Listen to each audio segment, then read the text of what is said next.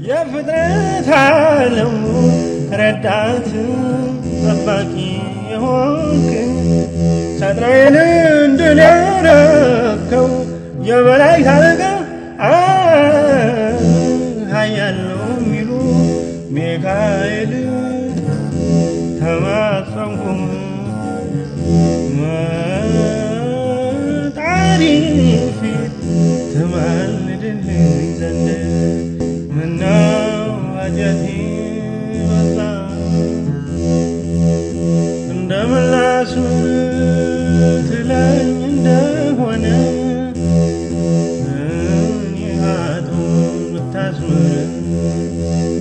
በቀራንዮ